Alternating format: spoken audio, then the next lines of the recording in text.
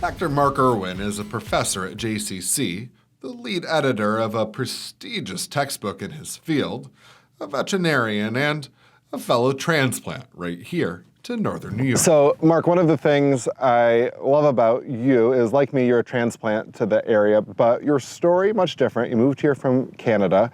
What was it that made you move to this area, and how was it for you? How was that journey for you?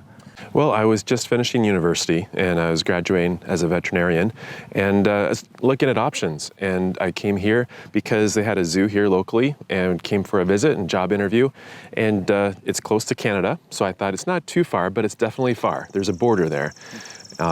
So I started looking and drove down like Arsenal Street, and there was like Clueless, the club. It had like a pink triangle at the time. I'm like, wow, you know, that's someplace I could maybe go, you know, a place that I could be myself a little bit more. He did choose to move here and says part of that decision was due to the level of our community's acceptance.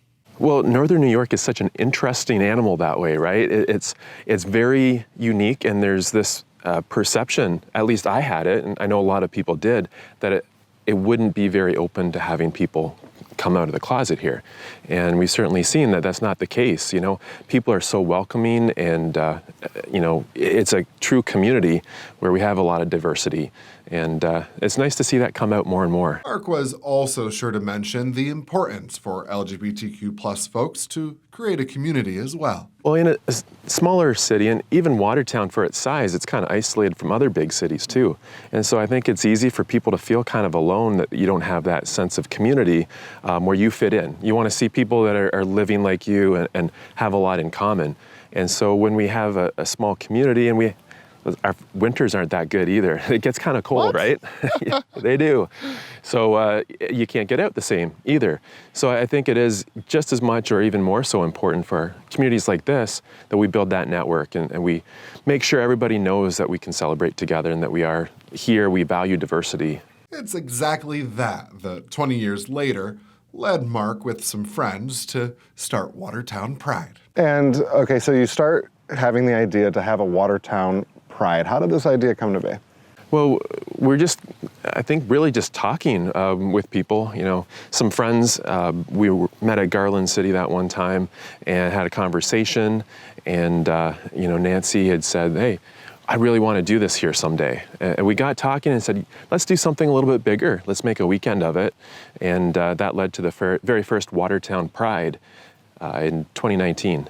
So the response was just incredible. People were so excited, and we had so many people jumping in and volunteering to help out or sponsor events. It really was just incredible. Part of what made that inaugural event so incredible was the success of the Pride flag raising that far exceeded their expectations. We were told that we needed to have at least 12 people there, and obviously we far exceeded that. I think the count was 400 or 500. So there was just so much enthusiasm, and everybody came out. Such a wonderful time, a real celebration. Celebration and excitement was too grand to completely postpone during the pandemic, so they adapted. We still wanted to do something and acknowledge that we had, you know, Pride celebrations to do. So we looked at doing an out-at-home campaign where people could celebrate, just do it at home. And it was different. It was good, though. And it still gave us a little bit of a sense of community, even though it was we're all isolated at the time. And they had a third successful Watertown Pride just last week. That event now inspiring other suburbs of Watertown to join in the fun, too, in their own ways.